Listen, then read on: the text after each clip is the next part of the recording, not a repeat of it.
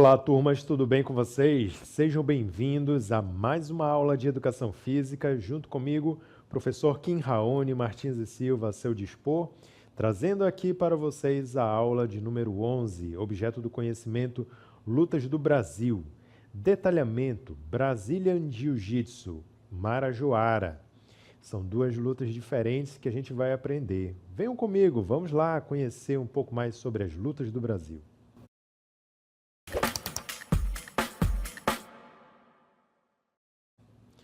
Muito bem, gente, o Brasil é um celeiro de lutas. Muitos se enganam, se acham que as lutas e as artes marciais são originárias somente lá do Extremo Oriente, da China, do Japão, da Índia. Na verdade, aqui no Brasil, no nosso território, também foi o palco do surgimento de muitas lutas. Infelizmente, muitas delas, né, a maioria delas se perdeu ao longo do processo de colonização, certo? Como isso, professor? Como que é possível o nosso Brasil ser conhecedor de tantas lutas? De fato, gente, lembrem-se que antes da chegada dos colonizadores portugueses e espanhóis, aqui no Brasil já era muito povoado por diversos povos indígenas, né? Cada qual com as suas características culturais, sua língua, seus elementos culturais próprios. Então, com certeza, esses povos também tinham grande conhecimento de guerra, de luta e de sobrevivência. Lembrem-se que também, antes do quase extermínio, né, desse povo todo aqui no Brasil, dado o processo de colonização, esses povos também eles viviam em guerra, muitas vezes, uns com os outros. Eles tanto tinham relações comerciais, não no sentido realmente mercantilista como o de hoje, mas no sentido de troca, né? de troca de produtos, de itens. Eles viajavam também, né? Eles tinham rotas viajando sempre para o interior ou para o litoral. Eles tinham conhecimento do território todo. Então, assim como haviam tribos que eram amigas, né, aliadas, haviam tribos também que eram inimigas, né? E aí eles tinham todo um código de conduta, né, relacionado a prisioneiros, relacionado ao que fazer durante essa luta, era totalmente diferente das guerras como acontecem, né, no mundo do não indígena, certo? Então esses povos, eles com certeza eles tinham conhecimento sobre lutas e também o manejo de diversos tipos de armas, né? O atabaque, o arco e flecha, a zarabatana, entre outros tipos de instrumentos que eles também poderiam utilizar para guerrear. Então era um povo muito forte, era um povo conhecedor também de luta. Inclusive, existe uma corrente de historiadores que defendem que, na verdade, a capoeira ela foi fortemente influenciada, na verdade, por esses conhecimentos indígenas, né? Que, na verdade, a origem afrodescendente, né? Tão falado assim nas escolas há muito tempo, ela, na verdade, está meio que sendo derrubada para ser substituída pela ideia de que, na verdade, ela não veio assim importada de lá da África, mas sim ela é realmente 100% feita made in Brasil, né? Ou seja, os povos indígenas tinham um grande conhecimento e eles influenciaram muito os escravos negros, né, que fugiam das senzalas e tinham contato com eles, né, por meio dos quilombos, né? Então eles acabavam fazendo essa troca de conhecimentos e aí então foi surgindo a capoeira, né? Então vejam que interessante essa novidade aí sobre a origem de uma luta que é tão característica do Brasil, né? Quando o pessoal fala em capoeira, lá fora, em outros países, eles automaticamente associam logo com o Brasil, né? Brasil, capoeira. Então, daí vem toda essa ideia, né, sobre como que as lutas elas já eram incorporadas aqui no nosso país, no nosso território. Mas, infelizmente, esses conhecimentos foram perdidos ao longo do processo de colonização. Primeiro porque o colonizador tinha grande interesse de que os seus escravizados, né, eles não tivessem conhecimentos para lutar, para guerrear e, consequentemente, se revoltar contra eles, né? Então, consequentemente, esses conhecimentos eles tentaram de tudo para apagar, né? Para realmente deletar da cultura brasileira, né? Então, todos aqueles que eram escravizados, eles procuravam sempre amansar, né? Imagina, se todos eles, né, fossem formados, se todos eles, os escravizados, as pessoas que foram escravizadas durante esse processo de colonização, soubessem essas técnicas de luta e resolvessem se revoltar, a história teria sido completamente diferente, né? Então, assim a gente percebe que houve esse esforço muito grande dos colonizadores para apagar totalmente da história, da cultura brasileira, os conhecimentos indígenas de luta, de guerra e de resistência, certo? Outra coisa é que porque também os colonizadores não se preocupavam tanto em catalogar, em registrar aquilo que eles viam aqui na nossa terra. Muito diferente de outros povos colonizadores, por exemplo, holandeses, franceses, até mesmo ingleses, né, que tinham historiadores, tinham estudiosos que vinham para as colônias e procuravam registrar, né, cada vez por meio de escrita, por meio de gravuras, pinturas, eles realmente registravam bastante tudo aquilo que eles viam nas colônias. Já os portugueses não, os portugueses já não davam tanta atenção para essa questão científica, cultural, histórica, né? Eles queriam realmente, eram ávidos por dinheiro. Tudo que eles queriam era dinheiro, dinheiro, dinheiro, e que eles pudessem arrancar da colônia para poder ter dinheiro na metrópole era o suficiente para eles, né? Muito bem, então qual é o contexto das lutas aqui no Brasil? As lutas no Brasil possuem raízes culturais e históricas profundas, representando não apenas práticas de defesa pessoal, mas também manifestações de identidade e tradição, certo? Então, gente, aqui no Brasil, as lutas, elas também são carregadas de significado. Elas não são somente a luta em si, pela prática esportiva, pela questão de vencer o outro, de ganhar uma competição.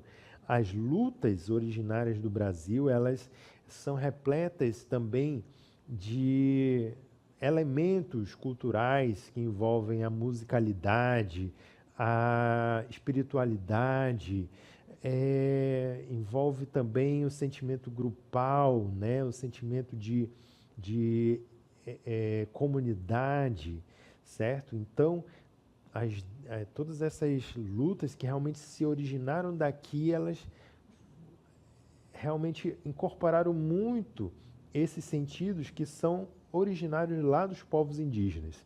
É só você relembrar o seguinte, a gente já viu em algumas aulas que os indígenas, tudo que eles fazem, eles costumam fazer em comunidade, né? Eles sempre compartilham tudo aquilo que eles estão fazendo. Então, se vão comemorar algo, eles comemoram todo mundo junto, ninguém fica de fora.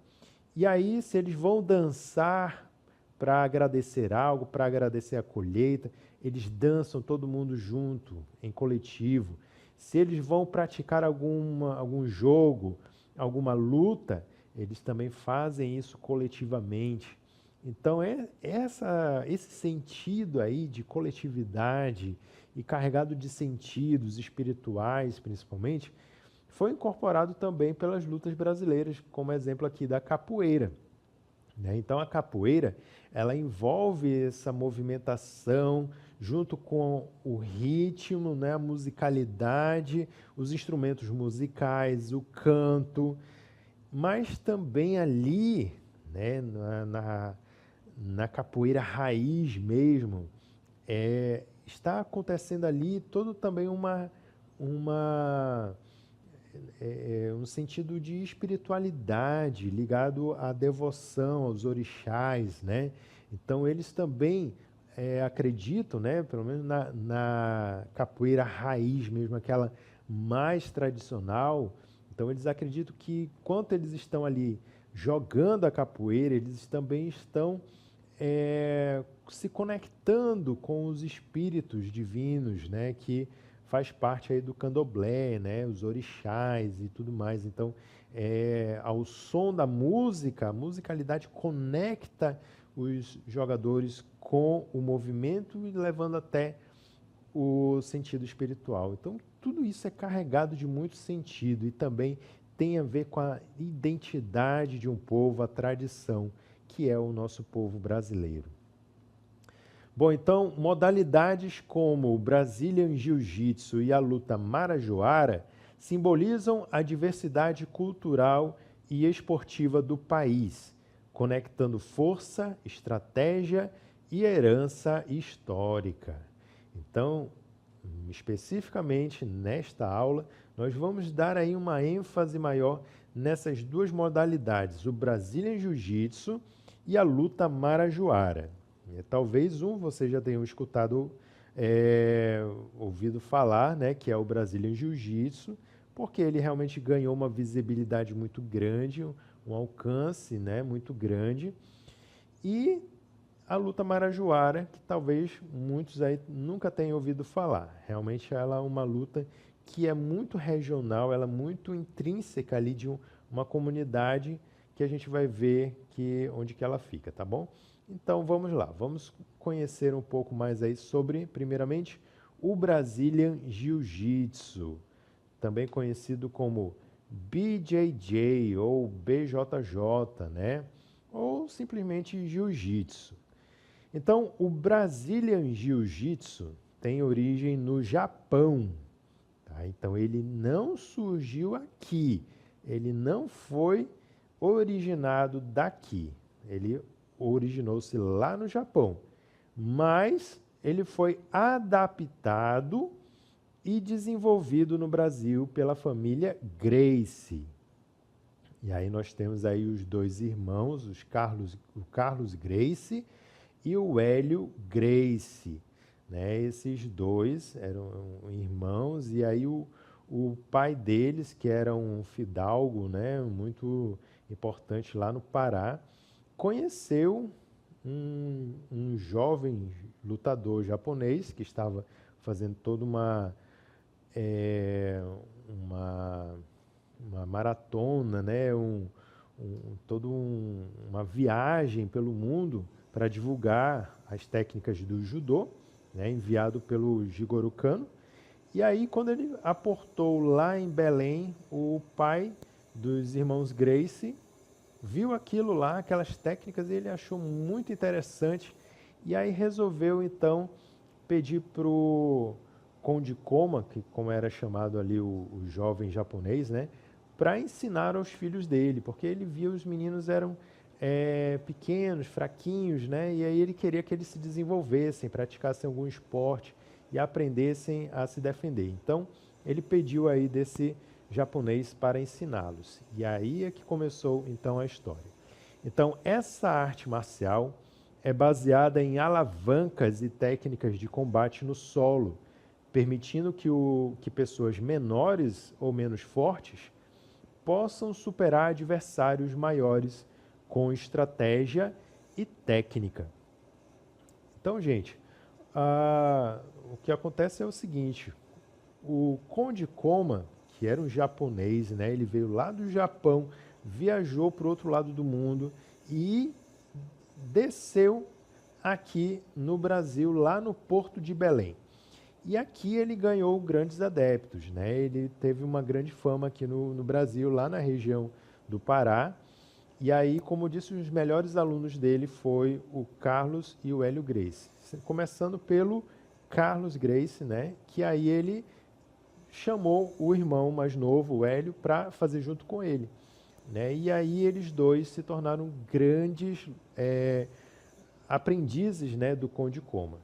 O que eles aprenderam foi judô, mas eles tiveram uma sacada muito grande, que eles pensaram em fazer uma modificação, né, nas técnicas, principalmente selecionando os movimentos que vão para o solo, né? E aí eles se tornaram grandes lutadores, demonstrando, né, fazendo grandes demonstrações ao longo do Brasil, né, desafiando diversos tipos de lutadores de outras artes marciais e originando a partir daí um dos eventos esportivos de luta mais famosos do mundo, que é o MMA, né?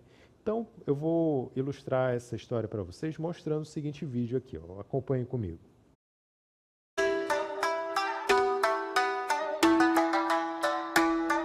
Assim como na China, desenvolveram-se várias formas de Kung Fu.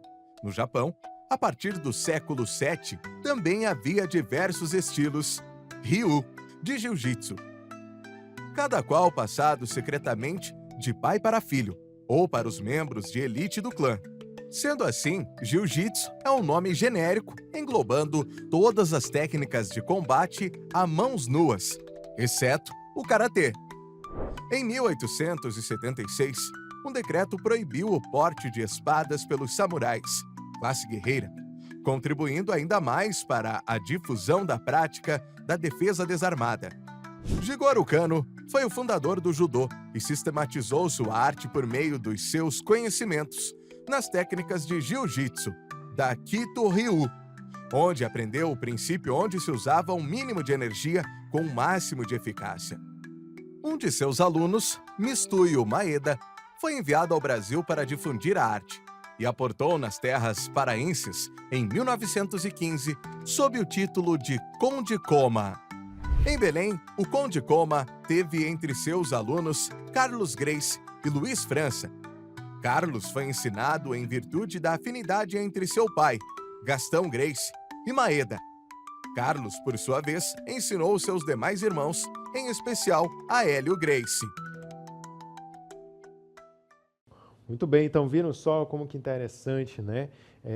Eles se tornaram grandes lutadores e tudo é originário do judô, né? O que que era o judô? Foi uma compilação de uma técnica, né? Não se pode dizer que era do jiu-jitsu, porque o jiu-jitsu era diversos estilos lá no Japão, né? Cada escola tinha a sua forma de praticar o jiu-jitsu. O que que era o jiu-jitsu? Era técnicas de luta com as mãos vazias, né? Então, a ideia do jiu-jitsu de acordo com o nome, né, arte suave. O que que significava isso? Era você conseguir realizar movimentos com máxima de eficiência possível, né? Fazendo com que o seu oponente fosse derrotado com o mínimo de esforço possível. Então, cada escola buscava uma maneira diferente de realizar isso, seja por meio de torções, de imobilizações ou até projeções, né? Então, o que acontecia lá no Japão era que muitos estudantes eles iam e estudavam em várias escolas para conseguir aprender o máximo possível de estilos e se tornar assim um lutador bastante versátil, certo? E aí o Jigoro Kano, que foi o criador do judô, foi um desses tipos de alunos. Ele incorporou vários elementos, né, de várias escolas, e aí ele selecionou principalmente aquelas que fossem mais educativas, né, porque ele tinha uma visão assim muito pedagógica, né, muito voltada para realmente o desenvolvimento do ser humano. Então ele pensou, bom, eu vou tirar aqui as técnicas mais perigosas, né, aquelas que são mais voltadas mesmo para ferir e matar o oponente e aquelas que a gente pode utilizar como uma forma de esporte. E aí ele compilou e transformou tudo no judô, né? E aí transformou então no que ele chama de do caminho, né, da arte suave. Então, daí foi se originando até chegar aqui no Brasil e aí, então, ter esse grande sucesso com os irmãos Gracie. E quais são os princípios e técnicas do Brazilian Jiu-Jitsu? O BJJ, né, BJJ, enfatiza o controle corporal, o uso de alavancas e o domínio de técnicas como montadas, raspagens e finalizações. É uma arte marcial que valoriza a paciência e o raciocínio estratégico, sendo tanto uma prática esportiva quanto uma filosofia de vida para muitos praticantes. E aí nós temos aqui 3 técnicas muito características do Brazilian Jiu-Jitsu. O arm lock, que é uma finalização que usa as pernas para forçar o braço do oponente a se dobrar.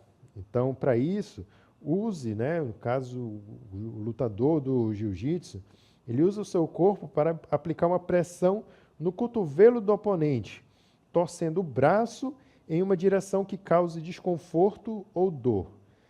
Já a passagem de guarda é a técnica que permite ao lutador sair da guarda do adversário e assumir uma posição dominante.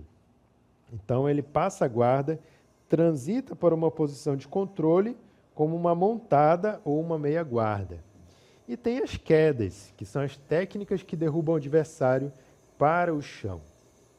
Muito bem, então aqui nós temos aí as principais técnicas, né? 3 das principais técnicas do BJJ, do Brazilian Jiu-Jitsu. E agora a gente vai comentar sobre a luta marajoara, que é uma tradição amazônica. A luta marajoara é uma prática tradicional da ilha de Marajó, no Pará. Inspirada em rituais indígenas, é caracterizada por disputas corporais que utilizam força e equilíbrio para derrubar o adversário. Essa modalidade é realizada em eventos culturais da região, reforçando a identidade marajoara. E vocês sabem onde é que fica a ilha de Marajó, no Pará?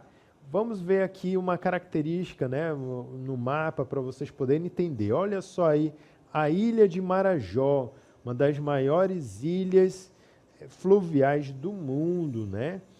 E aí, a ilha de Marajó fica localizada no estado do Pará, no norte do Brasil.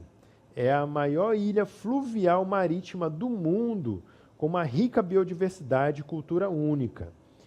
Ela fica situada na foz do rio Amazonas, ou seja, lá no finalzinho do rio Amazonas, nosso rio Amazonas.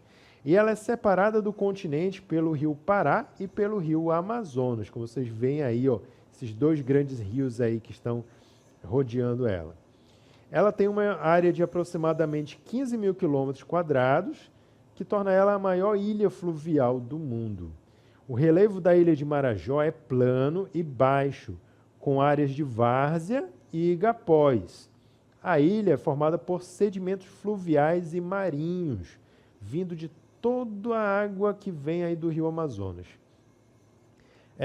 Então essa ilha ela é banhada pelo rio Amazonas e pelo rio Pará, além de ter uma rede de rios e igarapés que a atravessam. Então, por dentro da ilha também existem rios que passam por ela.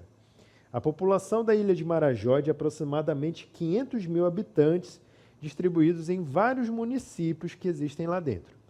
E a economia dessa ilha é baseada na agricultura, na pecuária, pesca e no extrativismo.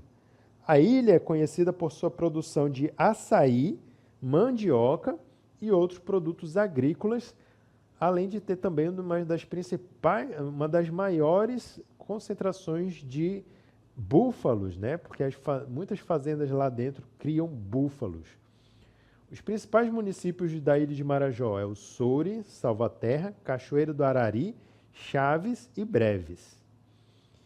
E a ilha de Marajó tem uma cultura rica, influenciada pela herança indígena, africana, portuguesa, e é conhecida pelas festas do Divino Espírito Santo, pela sua culinária típica e que inclui pratos como o açaí e o tacacá. Isso tudo a gente conhece, né, gente? Olha só quanta semelhança nós temos, né? Então, outras características. Biodiversidade. A ilha de Marajó ela é um importante habitat para diversas espécies de animais, plantas, peixes. Ela também é um destino turístico muito popular, atraindo vários visitantes do mundo, e ela enfrenta desafios como a pobreza, a falta de infraestrutura e degradação ambiental. Olha só, gente, é muito característico, né, do interior, sempre esquecido, né, pelas autoridades. Então, em resumo, a Ilha de Marajó é um lugar único e fascinante, com uma rica cultura e biodiversidade. Sua localização estratégica e potencial econômico a tornam um importante destino para turistas e investidores. Então, agora que a gente já conhece onde que fica a Ilha de Marajó, vamos ver mais aí sobre a luta marajoara, né? Ou seja, essa luta que é originária lá da Ilha de Marajó. Então, a luta marajoara é realizada em terrenos arenosos, ou seja, de areia, e os lutadores utilizam técnicas baseadas no equilíbrio, utilizando o tronco e as pernas para dominar o oponente. O objetivo é derrubar o adversário e mantê-lo no solo por determinado tempo, simbolizando habilidade e domínio. Então, a luta marajoara é um estilo de luta de curta distância, né? Curtíssima distância, de alto contato físico.